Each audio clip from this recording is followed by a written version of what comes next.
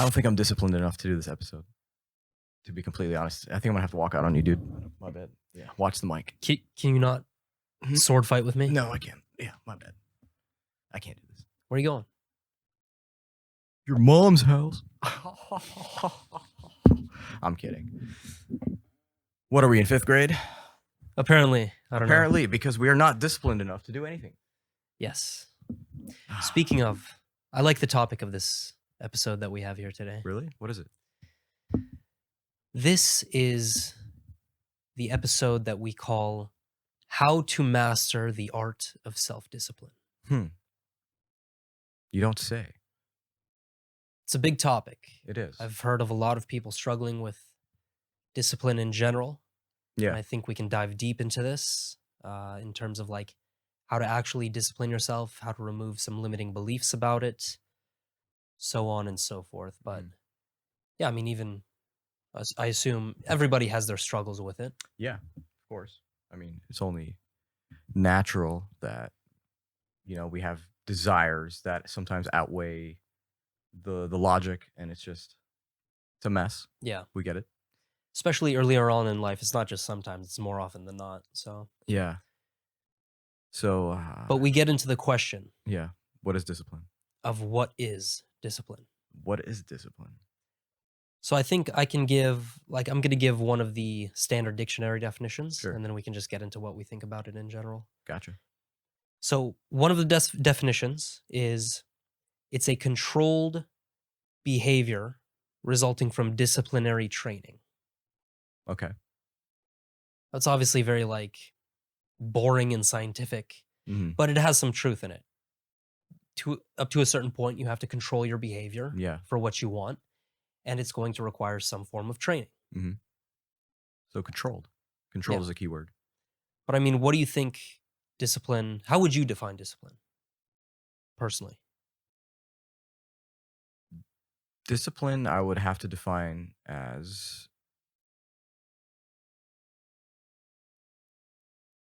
knowing when to use extremes, and I mean using extremes in order to push through a medium.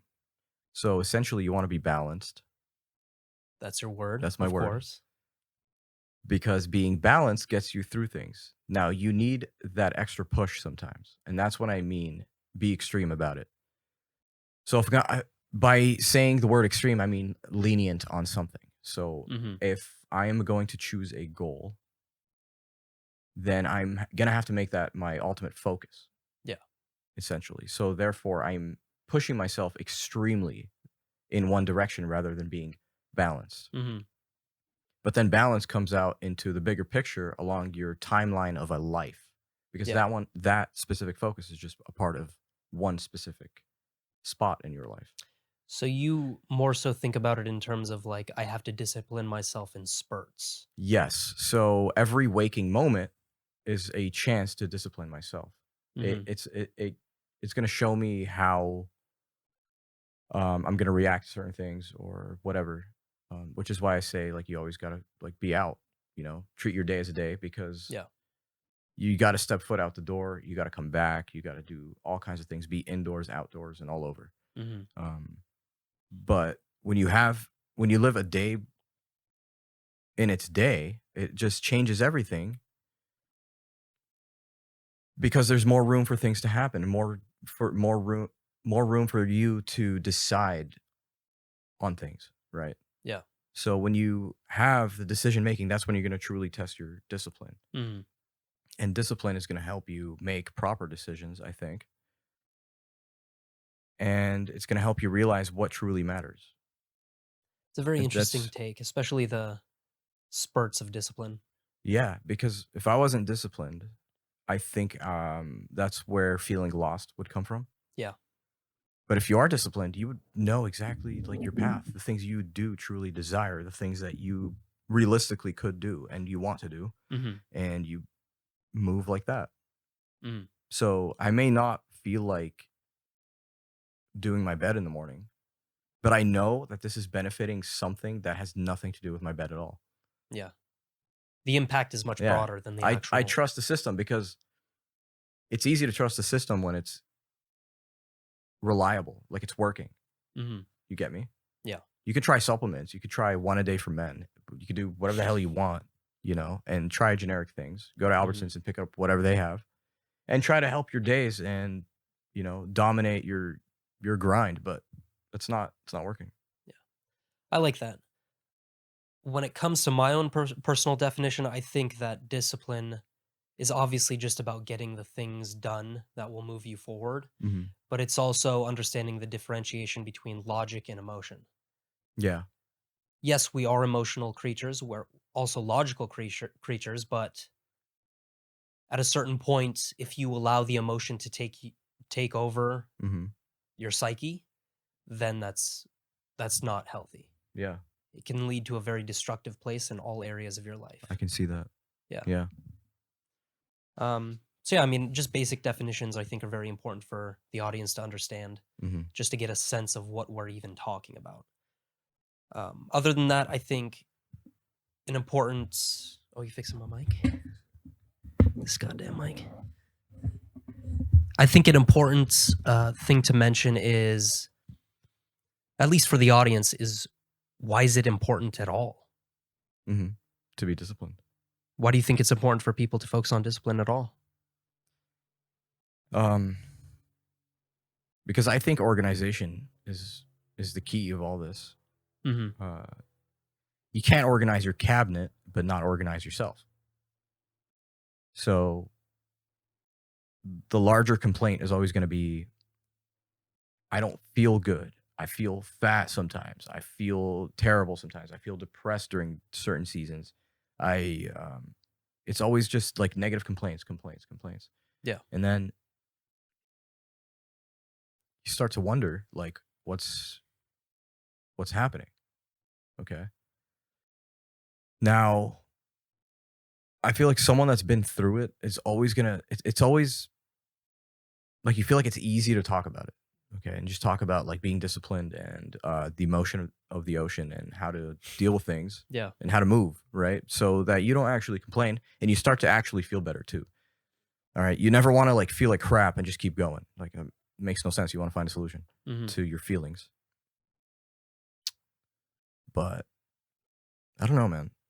It's kind of like it's an organizing tool because again, you need to organize yourself so that you can make decisions with light breath. You don't want to be heavy breathing, just overwhelmed while making decisions ever. You want it to be automatic. You want it to be automatic and free flowing. Like yeah, I like that. it's kind of like it's a part of your day. It's just a part of Saeed today. It's a part of whatever. It's like the dance of life, you know? I'm not gonna let something ruin or pause my dance. Like it's just keep everything emotion, kind of. 100%. And I think without the skill of self-discipline, Mhm. nothing good comes out of your life. Nope. Relationships, health, career, making money, being known for something in the world. Yeah. I don't think you can have any of those things without. You cannot be a leader if you do not know how. If you're not disciplined, dude. Of course. You cannot be a leader at all. Of course. And the interesting thing is that if you don't develop the capacity to control yourself when it comes to your choices, then you will likely automatically fall into hedonism, which is just this obsessive lifestyle that wants to try to fill voids day by day, short term. with pleasure. Yeah. Yeah, 100%. Yeah. So feeling lethargic is kind of like the goal here, is to, forget about the pain and forget about everything. Yeah. But that's detrimental in the long term. Yeah. So disciplined, I think if you want to be disciplined, essentially, you have to be about the long term game. 100%. Yeah, that You that can't be basically like, sums it up. yeah. But we do live in a short term world. I do see a lot of people trying though, but yeah, discipline. Discipline is needed to be a leader. It is needed to be a follower, even. It is needed to be an essential human being that other human beings can benefit out of. Absolutely. Like, yeah, you absolutely need that. And you can't complain about presidents. You can't complain about, higher ups. You can't complain about managers. You can't complain about anything when you're not self-disciplined yourself. Yep. Because, hey, like, that's just how the world works, You got to be stronger. And in order to do that, you're going to have to work on it. That's and it just how the starts world with works. your mind. Yes. And that's what self-discipline is. But yeah. But yeah, if you're wondering like, how can I develop discipline? How can I improve my life? This is the way. This episode is basically going to teach you a few strategies. I think a good handful of strategies that are going to help you in that direction. So Absolutely. stay tuned. Um, Real life stories, personal experiences. I know I've had being a disciplined person for most of my life, I've also had issues with swinging the pendulum in the other direction, Okay. where I'm very hedonistic. Mm-hmm. So I'm like an all or nothing type of character. And you've seen this within like my diet, for example. Like Mm-hmm. I will go 3 months perfect, Mm-hmm. just the highest quality stuff. And then I'll go a week where I just eat like complete shit. Yeah. And And I'm I've like, tried to figure that out. Like, what is that? it's like you have a week of tweaking. Like you're just like, Yeah. "Ooh, Yeah. I can't. Yeah, I need to have this. But as I get older, I find myself getting a lot better with it. Well, I think that has a lot to do with peer pressure. And I'm not saying that they're pressuring you to like do this stuff, but it's kind of like pay attention to the people around you. What are they eating? What are they doing? Mm-hmm. If you're seeing this stuff, that's like visual candy. So it's something to look forward to later. Yeah. So when you've had enough, like you're at the brim of like frustration and you're like, all right, screw this. I'm going to have it. You're going to have a full week's worth. Like it's going to become an infused part of your lifestyle Mm-hmm. until you feel like crap and then you're going to stop. Have you ever experienced that? Of course. It's like little spurts. Or at least do you have any other struggles when it comes to discipline? Ideally through story form. Yeah. So I can tell you this. I used to be a cigarette smoker. Okay. Yeah. Hookah, that kind of stuff. Tobacco. And it was a long journey because I started before I was 18, which was terrible. Mm-hmm. Okay. I was getting people to buy me cigarettes and do all that stuff. So it's kind of shady. Starting them young. Yeah, starting them young. By the time I hit 18, I started to want to quit. Already. Yeah. But do you see the problem here? I've already been smoking for like 3 years. Yeah. So quitting was kind of like, and you have like a half child mind, but you're like half an adult. That's a great point. So it's a great time. Your brain's still developing too. Yeah. It's because like you want to be an adult when someone disrespects you, but you want to be a kid the rest of the day. You know what I mean? Yeah. That's just how you generally live. Mm-hmm. And yeah, I remember the biggest struggle was truly letting go. So I would let go for like 2 months. Okay. And I'm like, hell yeah, I did it 2 months down the line. And then the third month I go to, on a trip and I'm like, dude, I remember like having a cigar here. Yeah. Something. And it kind of like slowly triggers visuals and I start to get more attached to it. And I'm like, you know what? It wouldn't hurt. It's been a while. You were pretty disciplined, Mm-hmm. Let's just release the valves a little tone bit. it down a little bit and just get, it's all good. Just keep it for the trip, keep it for the trip. What happened then was that I kept it for the trip. And then from the trip, that same pack came with me home and I left it for a week. And then a week later, you're like, you know what? I'll just have one. 2 weeks later, you're like, all right, I finished the pack. You're like, whoa, what happened? Back to smoking. See what I mean? That's the tricky thing about it. Discipline is like this thing where you're that constant 3 months. I was completely battling and talking to myself like, nah, no, yes, absolutely. I'll let it slide. Don't tell anyone. Yeah, you're back to smoking. Mm-hmm. Damn, you're an idiot. It's just back and forth. Like you're frustrated by it because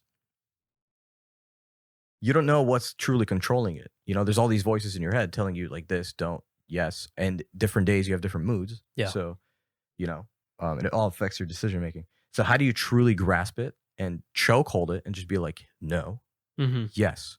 And that's why I say grab your chest piece. Like you're literally grabbing your voice and you're telling it to shut up and you're moving it. You're actually moving it. But is that the best way in every scenario? Not necessarily. I find that to be working for me because I do think a lot. Like I enjoy thinking. I would rather think and jolt down in my head rather than put it down on a piece of paper because I will do it later. Mm-hmm. But that helps me like filter out the good ideas from the bad ideas when I do write it down. Yeah. But because that internal battle is basically the foundation of it all, of people's struggles with discipline. Yeah. It's desire versus yourself telling you that like it's your logic telling you this is why. You know exactly why you shouldn't do it and why you want to quit to begin with.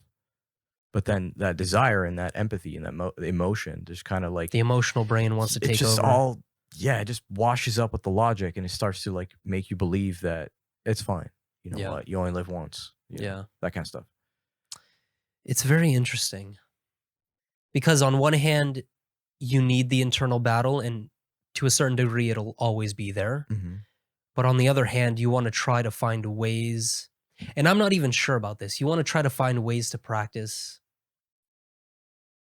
and it sounds cringe coming out of my mouth. Practice self love, It is. It is. but not in the way that most people talk about it.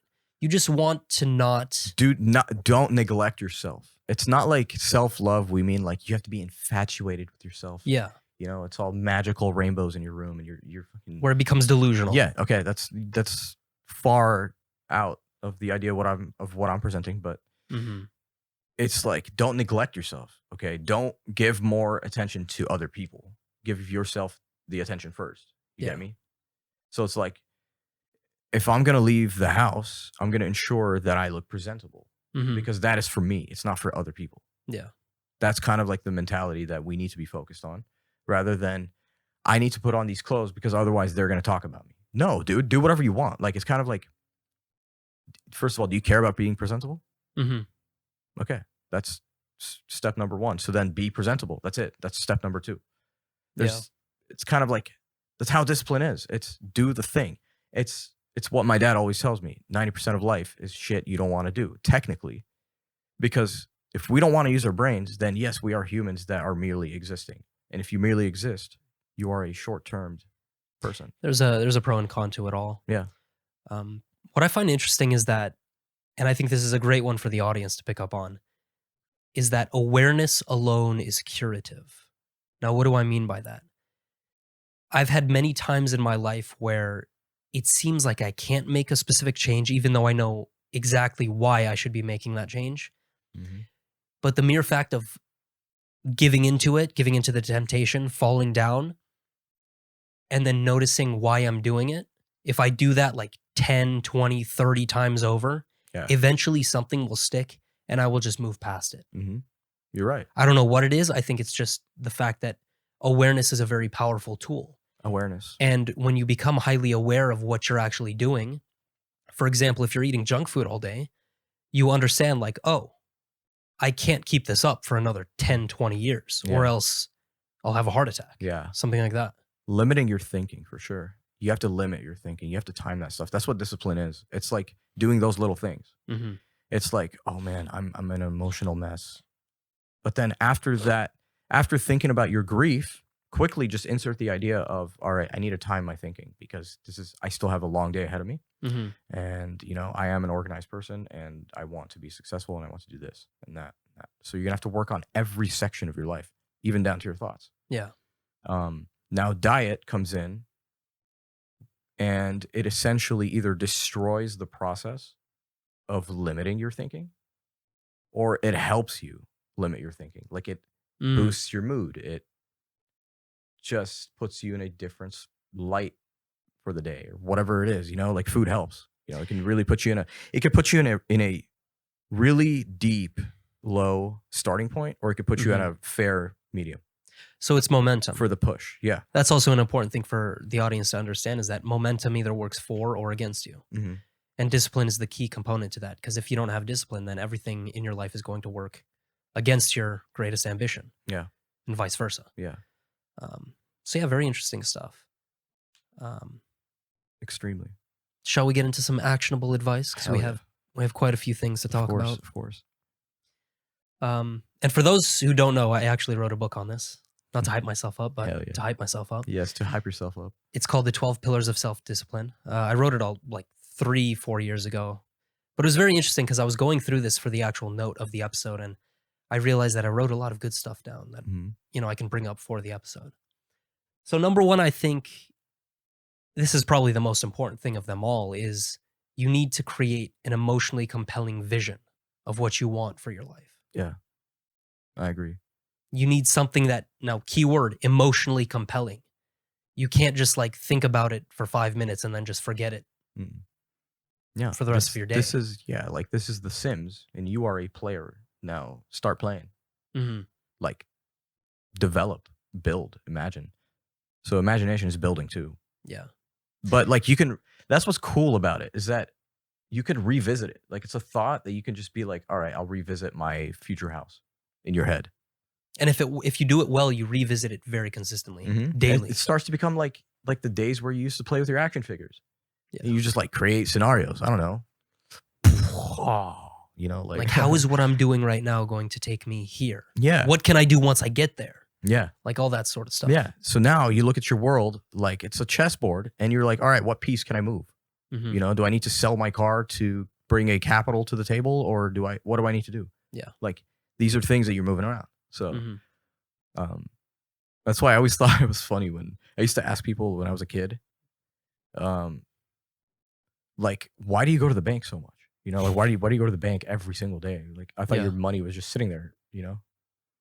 And they're like, oh, well, you know, I got to move money around. I'm like, what the hell does that mean? Like move money around. Just, you imagine like a crate, you know, and then they're just like, you know, security guards just moving their money from location to location for some reason. But now I understand it. It's kind of like, yes, it's all, you know, there's an intent behind every move. So there you go. You know, you're physically actually moving things. Yeah. So your vision it acts like a North Star. I think that's a very good way to put it. Because whatever you do, ideally you create the vision, and then from that, all of your actions funnel down from it. So you're constantly thinking about how I can connect what I'm doing right now to how it's going to get me to that ultimate point. So I guess a question for you is, what's your vision? Damn. My vision? It's a big question. It's a huge question. Doesn't need to be comprehensive. Because like I don't want to visually explain it, but I can easily say that I know what lifestyle I want to choose, and it's more along the kind of like awareness, but at the same time infused with fun. Like I do know that I want to live a clean lifestyle, you know? Not minimal, because that's extreme. But at the same time, I'm not going to, you know, just buy things I don't need. Yeah. You know want what I mean? mindfulness with mindlessness. Yeah, so these are things that help me kind of just generate organizational skills within how I envision everything. And it's like down the line, I want comfort, you know? Just comfort, and I want everything to be clean. I want to know what's going inside my body. I want aesthetically pleasing environment. Just a nice family. You know, I want a private home, not a public one. What else? Yeah. Just I think for most people, like I can imagine my household being like an active place between me and my family. Yeah. Like an active place. And I want people to just look at us and be like, damn, I'm so jealous that they actually have amazing family time. That's kind of how I envision it, to be completely honest. Oh, absolutely. So in order to do that, I need to be extremely organized, right? You got to know what trips are coming up. You got to know what this. You got to be the planner. You got to be you're very good at actual real life organizer. Yeah. So if I've come a long way of like 15 years of organizing myself, that's a huge resume for someone else to rely on. You know what I mean? And I look at that as like husband material.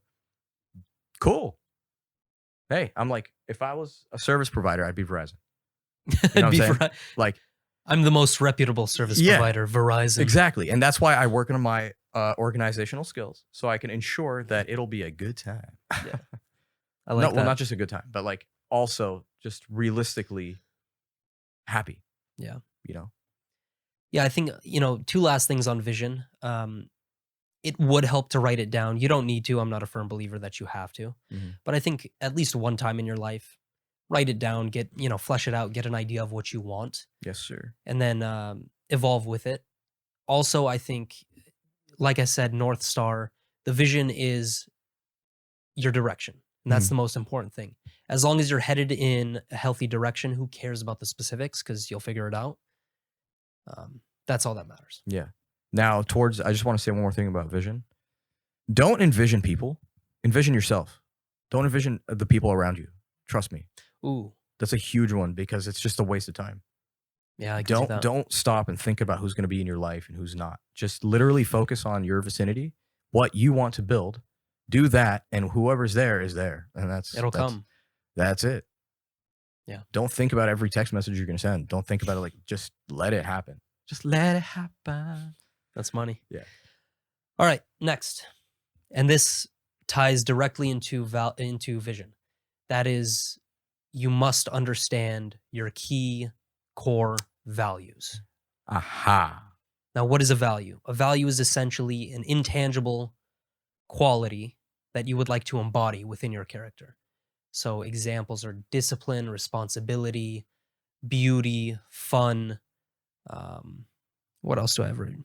Wisdom, health, personal growth. These are examples of values. Yes, sir. So I actually have a 3-step process of how you can actually discover your values. Which is?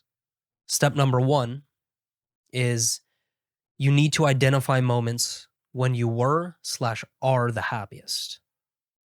So think about those times where, you just felt a very powerful sense of joy. Mm-hmm. What about those moments created the joy in your life? And a few questions you can ask yourself are, what were you proud of? Why were you proud? Did other people share your pride? Why? And then lastly, what other factors contributed to your feeling of pride? Mm-hmm. So it's very important because that's the first step.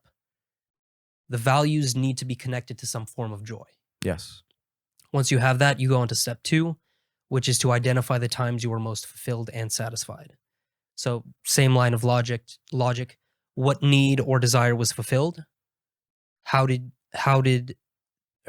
why did the experience give your life meaning? Mm-hmm. Things of that nature.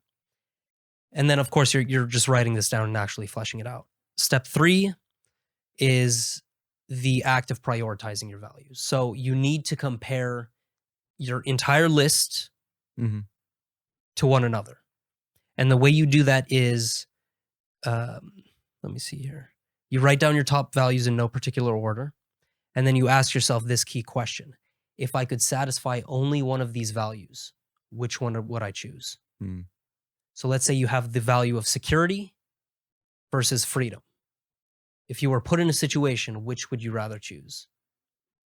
And whichever one you choose goes higher up. And then you do that throughout the entire list. Yeah. That's a nice way to think about it. Because it's like shackles or no shackles. It's kind of like what it essentially is. Yeah. An example for me is like freedom. Freedom's one of the most important values in my life because I want to be able to move how I want, do what I want, spend time with whom I want. Yeah, the most valuable asset on this earth is time. So I'd rather have more of that. Yeah. And it's different for each person. Yeah. Yeah, no, I get it. It is different for every person, which is why they're essential questions to ask. Yeah. What's another top value of yours? Another top value. Experience, dude. Wisdom. Because wisdom comes from experience as well. Yeah. For sure. Freedom. Choose who you want to be around with, and what you want to do. It's like a non-negotiable when you want to do it. Yeah. Come on. Like, come on. That's not, you can't negotiate that. I don't know. I value time a lot. Yeah. I value time, knowledge, wisdom, creativity, art. All that. Yeah, and what you'll notice is that as you become more aware of those values, you start to move the chess pieces in your life around so that they meet those values. Yeah. Like, why do you go on a hike? Why do you do cinematography? It's an inner thing. And that's what I like about, like, you have to be emotionally there too. Like, you can't recognize just the sad things in life. You got to recognize the happy ones too. So if you ask someone, like, what makes you sad? For the most part, you can think of a lot of things. But when you say, hey, what makes you happy? They'll be like, what makes me happy? It's funny how that works. Yeah. It's just, you can't really think of anything. Because they haven't thought Or about just it. like that, you can't, at least. So, or very few people, I would say. Yeah. So that's, that's kind of a problem. That's something we need to, that's something within ourselves that means we have miscommunication with ourselves. Yeah. Yeah. Something to think about, guys. Yeah. Definitely something to think about. Next, we have small scale, and sustainability. Mm. Now, I'm a firm believer that if you want to practice discipline, the activity that you're doing ideally has to be small and sustainable. What I mean is, like, instead of, let's say you want to start a meditation habit, Mm. you don't go straight out of the gate into an hour of meditation a day. Yeah. How many people can make that work? Even the pros have a hard time sometimes. Very few. Yeah. So instead, you start with 5 minutes a day, Mhm. and you do that every single day. And before you know it, you can scale up from there. Mm. So the foundation is that it has to be small scale, it has to be sustainable over the long term. Yeah. So you would rather let it stretch over time rather than just destroy yourself from the beginning and have a really negative connotation towards it. Yeah. And we've all experienced moments where we bit off more than we could Yeah. chew. Yeah. And another part of discipline, I think, is to always keep your is to limit your expectations. Is to keep it at like a medium too. You Interesting. can't keep your expectations high or low. You got to keep it at a medium. Like, it's part of the motion that I was talking about. Like, if you're gonna choose to dance with your day and just let it flow however it does, you can't have expectations. Like, you and what I mean by that is, like, don't have any expectations. Just keep them limited. Yeah. You know. So be like, oh, today could be either great or bad. Mhm. I don't mind. Let's just see. Like, Yeah. it's kind of like the IDGAF mentality. You know, Mhm. just the art of not giving a crap. Like, just Yeah. yeah, that's kind of essential. Yeah. Also, the thing about um, doing a certain activity for like 5 minutes a day, most people don't think that's anything, Mhm. but they're only looking at the surface level. What you're trying to achieve here is to make it a habit, Yeah, to do it every single day. And then from that point, you can scale up. yeah. It's not about, hammering out as much as you can within that day. It's just about getting it done in a sustainable manner. Mhm. You're right. You're absolutely right. Yeah. Yeah. And then what ties into that is another one of our pillars to discipline. That's consistency. Mhm. Obviously, you have to be consistent in order to Yeah. gain any benefits out of anything. Consistency gets results. Absolutely. Yeah. Absolutely. You have anything else? I know I have a few Of things discipline? here. Yeah. Yeah, like, think of, I would say, like, try to if I were to, like, paint a picture.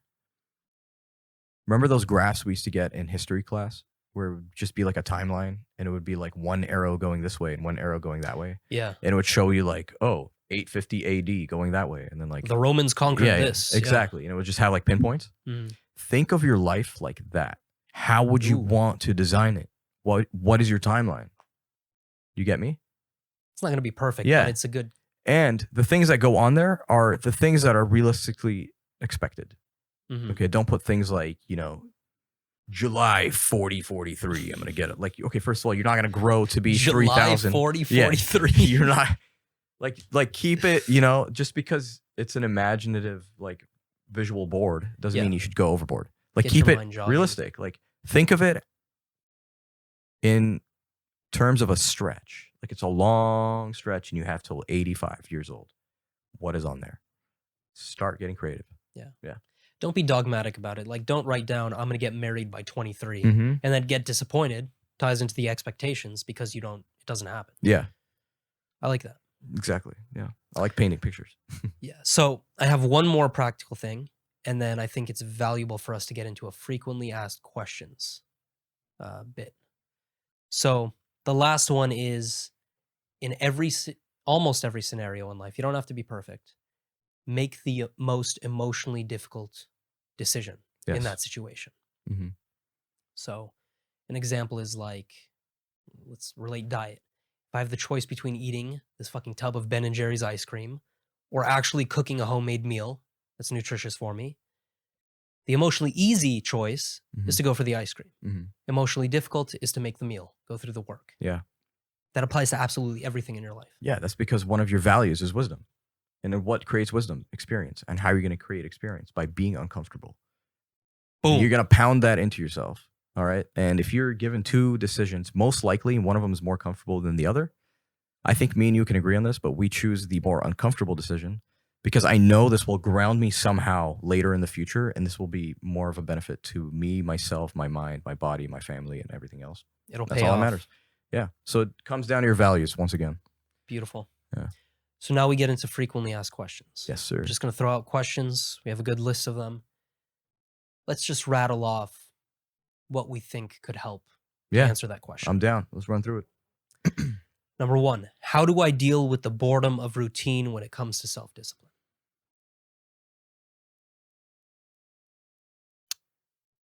Again, envision. Envision what you would like to be doing. Envision your surroundings. Envision your environment. And everything in my mind has a theme. So find things that relate to that and start either purchasing items, building things, doing whatever it is that's going to surround you in that environment, whether it's, products, tools, even reading about it. Just get yourself in the zone and think of zone. Just think of area, zone, environment. Put yourself within that, and then you won't be bored, dude. You're going to be like, what happened to boredom? Love it. Yeah. Very interesting that you mentioned zone, because boredom is actually the first stage before you can get into the zone. So my recommendation is you have to learn how to become comfortable with boredom. If you don't have shit to do and you're just sitting in your room on the floor, because I know you've mentioned this before, you enjoy it. You stare up at the ceiling, but play some music. Big, huge thing. Why? Why do you hate boredom? It's because you're wasting time and you know you didn't do anything correctly that satisfies you today. So therefore, wasting time is boredom. When you're boredom, you have empty room to think about, holy crap, I am such a pathetic human being. Yeah, sure. Let me feel guilty about this instead. This is exactly what's happening. So when I'm bored, I'm like, dude, man, I got some time off. This is dope. You know what I mean? Like, I'm staring at the ceiling. Like, I will never get to do this maybe for 5 months. Yeah. So it's different. But yeah, comes down to that. So Beautiful. Don't be bored. Next question. Yeah. How do I prevent myself from lowering my standards in an attempt to fit in with the crowd? How do I lower my standards in attempt? How do I prevent myself from lowering my standards to fit in with other people's expectations? So this has this is environment. Is this talking about click? Like if I were in... Let me paint you a scenario. Yes. I like to eat healthy. Sure. But my friends don't like to eat healthy. How do I avoid myself from eating unhealthy because they do? Oh, once again, you are solely your own human being. You're your own person. If you are self-disciplined enough, I sure hope you have the control for you to say, all right, I'm going to grab something else, or check out their side menu, or don't eat at all. I've been through that. I'm just like, I'm not going to eat. I'll eat after. I know what I'm going to eat after for sure. Yeah. And that's what a controlling person does. He has a plan B, baby. He's got a plan Yes, B, sir. C, D, E, F, G. Whatever you want. G-Wagon. Yes, sir. Even plan Z. But yeah. Wow. Next question. How do I stay motivated throughout the process? Okay, motivation is BS. Yes, thank you.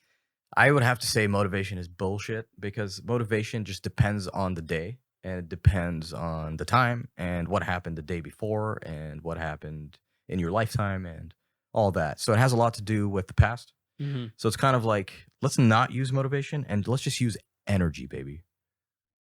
Kind of a different take, though. I agree with you. Sure. I think of motivation as all of the engine fuel and thrust that gets the rocket off of the ground. You might have an inspiring moment that tells you to take an action. And then once you get into orbit, once that rocket gets into orbit, that is an analogy for discipline, because then you're just coasting. Okay, I can see that. Yeah. I can see that. I mean, I don't dislike motivation. Motivation feels amazing. But it's not something to rely on. Have you seen those like insane videos? Which ones? Where they're like, you ain't shit if you ain't wake up today without brushing your teeth and get immediately to work. Yeah. Like, okay, relax. But they get you up. It's like an awakening if you at the very beginning stages, I would say. Yeah.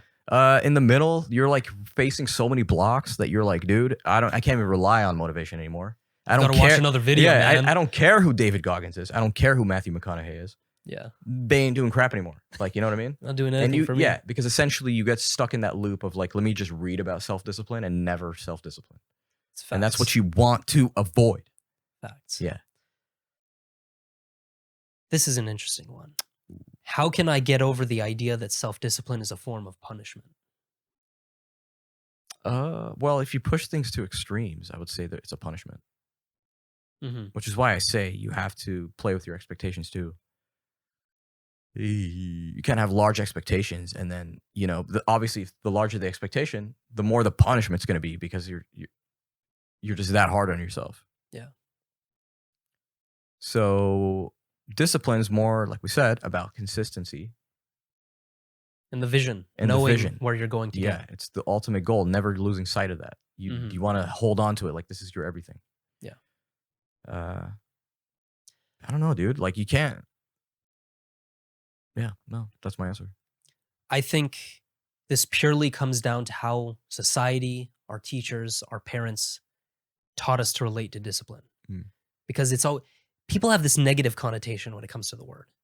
They think, oh man, I have to do this because I feel obligated to. Yeah. That's not the point. The reason we're even making this episode is to try to get you to shift your mindset and think about it as a form of self-love, because that's what it is. You're getting yourself ahead, doing the right things that other people are not willing to do in order to get somewhere they're not able to get.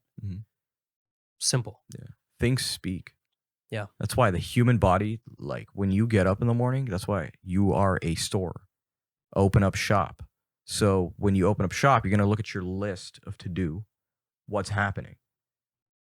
Now, when I start doing my things, you realize I don't say, I don't feel like it. What do you feel like eating? Feel. There's no feel in this. Okay. When you're operating, there's no feel. Okay. Yeah. Your computer, you can't tell it to like open up Google Chrome and it tells you, can we like wait 5 minutes? Like, I don't feel like it. No, it just operates. Does it not? And that is what you are. At least sometimes when it doesn't crash. You're a machine that processes information and does crap on command. Yeah. So do that. Like, treat yourself like that. Like, you're not necessarily a robot, but if you're not sick and you're able-bodied and ready to go, stop feeling. Just yeah. Oh, okay. So it looks like I need to send out those emails. Okay. It's just so monotone. It's balanced. It's whatever. It's a part of your day. Just keep it going. Like, there's no, I don't feel like it. And you extend and like do all this stuff. And then you're late for work just because. Then you feel like shit. Yeah. You doubt yourself. And it's all negative. And then, and then you're like, oh, Mondays. What do you mean Mondays? Like, there's no such thing. It's just today. Yeah. All right. We do this thing because, some people don't know how to keep track. So, I'll be the organized one and give it to you. Last question. Yeah. What if I slide back into my old ways of laziness and hedonism? Limit it. I would say don't exceed 2 days. And to that, yeah, I'd say just do it one more time. Yep. I can't tell you how many times, even with diet, there's been at least 1,000 times where I've quote unquote fucked up, gotten back up, and then I was good. Yeah, you're good. Stores also close on Christmas. So just take a week off. Who cares? Yeah. Like, it's not the end of the world. Work will always be there. You just need to take care of you. And it starts with organizing your mind, organizing your space, organizing your relationships, organizing your thoughts, organizing your vision, and knowing ultimately what you want to grasp in this life and what your 3 values are. And start adding, subtracting, boys and girls. Get back on the horse. Yes, sir. If you enjoyed this episode, give it a thumbs up and follow us on YouTube at the 2 a.m. podcast. Also, we are on Spotify at the 2 a.m. podcast, on Apple Podcasts, and many more major streaming platforms. So go ahead and follow us there. Tell your family and friends, and we will catch you next time. Peace.